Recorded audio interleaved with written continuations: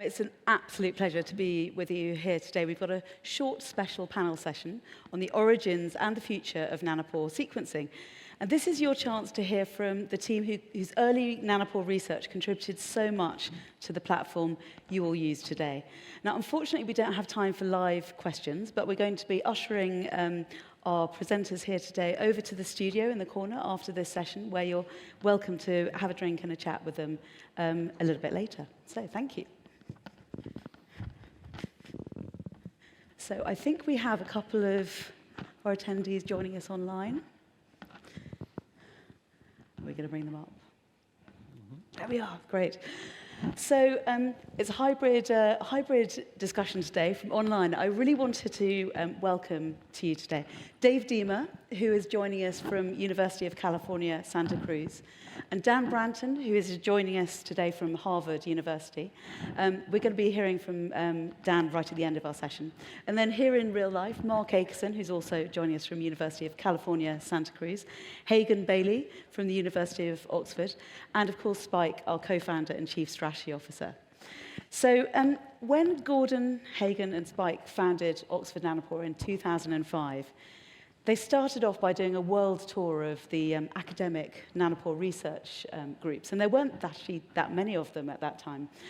And they spoke to all the nanopore researchers and talked about this vision of bringing all of the ideas from nanopore sensing into one very complicated, sophisticated, and ambitious platform play. And that's why we're here today. And since that time, you've seen, obviously, Clive lead the R&D teams to deliver the first Phi-X nanopore genome all the way through to the performance that we have today. But today, to mark 10 years since the first MinION being sent out and the first nanopore London calling, we just wanted to bring this team together.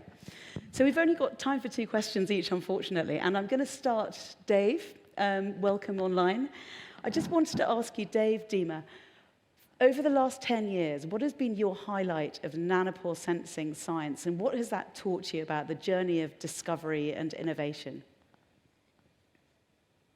Well, what I'm going to tell you was inspired by something that Charles Darwin wrote 150 years ago, not too far from where London calling is happening right now.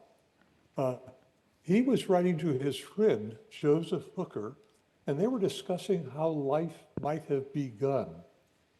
Charles Darwin came up with an idea, and it's really famous in the Origins of Life community because he was the first scientist really to consider this from a scientific perspective. He wrote to his friend, Joseph Hooker, maybe life began in a warm little pond. So, of course, he was familiar with this. He was a naturalist, and he saw warm little ponds all over the British countryside. And these were freshwater ponds, not the ocean, freshwater ponds, and that's important. Now here we are. We have nanopore analysis as a tool, and we can test that idea. In 2008, we published our first paper that was a test of Darwin's idea. We subjected solutions of mononucleotides to cycles of wetting and drying that we see everywhere on the Earth today in volcanic areas such as Yellowstone National Park.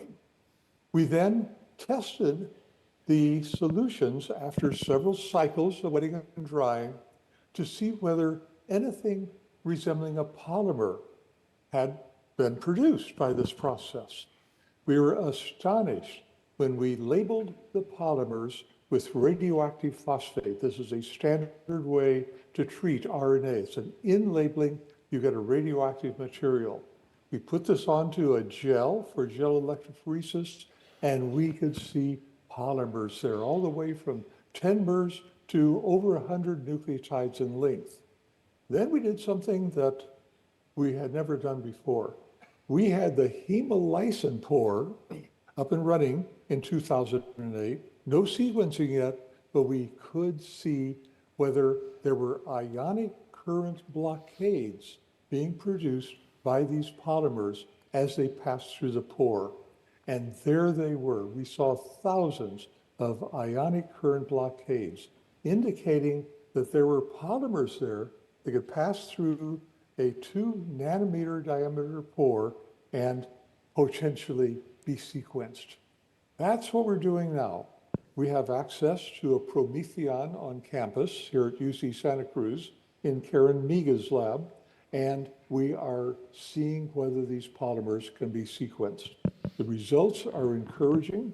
Can't tell you any details yet, but I hope to be at London Calling next year and tell you about what we're seeing. We now think that primitive life did not invent nucleic acids. We think it's plausible that nucleic acids were being synthesized non-enzymatically and were all ready to be incorporated in the most primitive forms of life.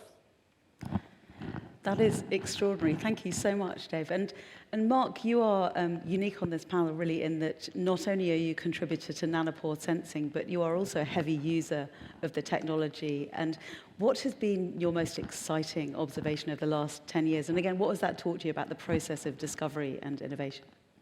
I actually went back a little further than 10 years, but I apologize for that. Both Hagen and I have written down notes because we've got 25 years of tech development, and I could launch into a dozen different stories arbitrarily and get confused. So I've taken down notes, and I wanted, from a 1990s perspective, talk about how impactful what Nanopore has done. And what we would never have anticipated. So, for example, out of Nottingham, people have gotten a 2 million nucleotide long genomic DNA sequence. And for scale, it's about 100,000 times, that DNA is 100,000 times longer than the sensor. And in the 1990s, we never would have imagined something that colossal that you could do. Another one is the 60-gram MinION sequencer that Clive Brown introduced in 2012. And the fact that you could put that sequencer on a rocket ship and send it into space. If anybody, there's some old people here.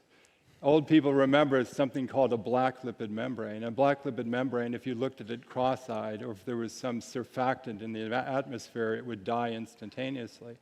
And here they were putting a thin film like that, hundreds of them, into space on a rocket ship. No one would have believed that in the 1990s. What I wanted to talk about, though, is a story, and it's the one Dave alluded to that was remarkable in its time, and it came out as a PNAS paper in 1996. And it was what Dave's idea, which was to put a strand of RNA or DNA through a protein pore in a thin film, apply a potential using electrophysiology equipment, and to be able to read that based on the impedance of ionic current. And I was a postdoc at the NIH in Bethesda, Maryland, doing something important, G-protein coupled receptors. When Dave explained that idea to me at first, I was cordial to him, and I said, it sounds quite interesting, but my real thinking was, this is nuts. This is never going to fly. And I drove him to the experimental site in Maryland that day. It was at NIST. And he called me back the next day and said it worked. And he described what he's just described to you just now, these strands going through the pore in single file order and at single nucleotide precision. It didn't fold back on itself. The nucleotides didn't entangle. It went through in single file order. And the next experiment that Dan, I think, was instrumental in doing is the easy explanation for that is it really didn't go through. It actually just simply collided with the pore. It's a much simpler explanation, something to believe. And they did a extraordinary qPCR experiment to prove that the DNA actually went through the pore and could be amplified. Duplex DNA, which could not, was the negative control. And that PNAS paper from 1996 doesn't even have the word nanopore in it. So you can look up Deemer, Branton, PNAS 1996 and find that extraordinary paper. Thank you so much, Mark. And Hagen, your academic journey has taken you from the UK, across the Atlantic, to the US, and back again to Oxford. What have you seen in that time that you wanted to share with us? Yeah, I think from my viewpoint, I'd just like to stress that a lot of basic or fundamental science really underlies all the applications that you've heard about today. And when we started in this field, we were sensing, not sequencing, so we're looking at the sensing of divalent metal ions as long ago as 1990. But that was not really the goal of our research at the time. The goal of our research was to try and figure out how a water-soluble protein like hemolysin, that was the first protein to be used as a nanopore, actually got into membranes in the first place. And we eventually figured that out. And that led in 1996 to the crystal structure, beautiful crystal structure of the heptameric pore of alpha hemolysin, which I think put sensing and sequencing on a much more kind of rational basis.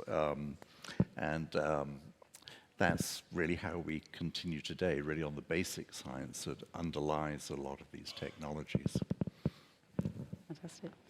So, Spike, you've been in academic research before you came into industry. Is there a different perspective that you see from a company that's converting this amazing basic science into something that can be used by all the people in this room? Sure. Well, first of all, can I say it's a real delight to be here and an honor to be with these amazing scientists.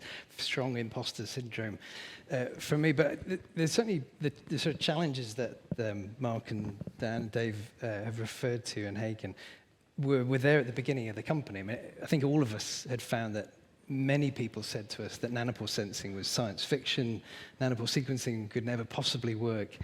And one of the things that I remember, as Mark alluded to, at the beginning, people said that these lipid bilayer membranes were really too fragile to possibly make a product with, let alone a portable device. And when we formed the company, that was really the main challenge that we focused on, was making simple plastic chips. And we found we could self-assemble these membranes and the pores, and actually they were really quite stable. And after we made our first little prototype, a sort of battery-powered device, which could measure 1 nanopore. Our chairman at the time, Dave Norwood, encouraged me to bring it down with Gordon and Hagen to do our first major financing in London. And I'd stayed up late with the team making the little collection of chips because they had to be kept on ice until we used them. And I remember picking up Hagen in the morning to his face of sheer disbelief when I told him we were going to go to the top of the NatWest Tower and give a live demo at 9 a.m. of stochastic sensing. Much to his amazement, and to be honest, mine as well, when I loaded the first chip, it worked. And we then, it was so stable, we took it off to our next meeting through the streets of London in a black cab. So I guess what did that teach me? First of all, live demos are not for the faint of heart, for sure. But it's amazing, the boundaries are there to be pushed, really, and you don't know what you can achieve until you try. So, sort of be bold and give it a go, I guess. And I think we've seen time and again the power, the energizing power for scientists of being told that you can't do something to make you more determined to do it. So that's been a great theme. So, Spike, continuing on that theme, we look back 10 years and we look forward 10 years. What's your aspiration for where we could be in 10 years with nanopore sensing? Yeah, I really hope the sort of simple yet powerful nature of nanopore sensing enables us to build important tools for the classrooms so we can teach kids about biology, about the sort of critical components of living species. And hopefully we can inspire young scientists, whether they're Barbies, Kens or Allens, to be up here talking about the new technologies of the future. Absolutely, and actually tomorrow we have 60 high school students coming for a STEM day up here tomorrow, and we're so excited to be welcoming that next generation in. So it's an aspiration that we share. Hagen, 10 years on, what's nanopore sequencing going to be doing? Well, interestingly, in my lab, we seem to have turned full circle. So we started out looking at sensing of small molecules, and we're back doing that now with a new technology that we've developed called covalent nanopore sensing. And we're using that to detect volatile organic molecules that are in your breath because they might well be diagnostic. And I think looking to the future, at least from the academic viewpoint, I think DNA and pretty well RNA are done. There's a lot of work going on with polypeptides at the moment that we're also engaged with. and polysaccharides that we're working on as well. I think they'll get done. And there's a wealth of information in small molecules. So I think when you put all of this together, you really do have the Star Trek tricorder, and I think Oxford Nanopore's version of that will be a lot more elegant. A lot of buttons on the tricorder, lots of places you could go wrong. And yeah, this development really pleases me, because when we started off in the sensing and later the sequencing field, we really saw this as a platform technology, just not as a single application. Fantastic. We're running a little bit short on time, but Mark, what does the tricorder do for RNA, which I know is a huge passion of yours? The RNA sequencing is going to be revolutionary, in my opinion, with Nanopore. And just an example, these talk today and talks that are going to be taking place in Japan and Edinburgh and so forth, tRNA sequencing with Nanopore, it's the most abundant species of RNA in the known universe. And it's incredibly complex with modifications involved in neurodegenerative diseases. I think that's going to be a huge deal in the next 10 years. Fantastic. Now, Dave, Dima, you've solved the origins of life. What else can we do with nanopore sequencing 10 years from now, do you think? Well, we're interested, as is NASA and ESA, on the possibility that life exists elsewhere than on the Earth. The sensing aspect of nanopore analysis that Hagen mentioned is ideal for detecting biosignatures. Mars and the Earth were very similar early 4 billion years ago, when Mars had seas and volcanism. The Earth had seas and volcanism. I think it's possible that maybe Mars could have also harbored primitive forms of life. And the way to detect those is to get to the ice that we know exists on Mars, melt the ice, and look for ionic current blockades using a solid-state nanopore, which Dan Branton, by the way, pioneered back in the early 2000s, using a solid-state nanopore to look for blockades. We don't need to do sequencing. All we need to do is to see the biosignature of a strand of a polymer passing through a pore. It's unmistakable. We're trying to get our NASA colleagues to listen to that and perhaps to include that in the next Mars lander, for example. Fantastic. So finally, Dan Branton, who we often call the godfather of nanopores. And Dan is here today and recently celebrated his 92nd birthday and is still going strong. Oh. Keep it up. And we asked Dan to share with the room here, in particular the early career scientist, anyone here in their 20s starting out. Dan, what are your words of advice for the early career scientists here at London Calling? Well, everyone has to take what they see and the information they gather and take it to the next step. And not be afraid of finding something that turns out to be contrary to what most people have done in the past. And I was very much in that situation when I started, and I needed support from my department and from the people around me to keep at it until, as it happens, I proved that what I was observing really led to the conclusions that I made.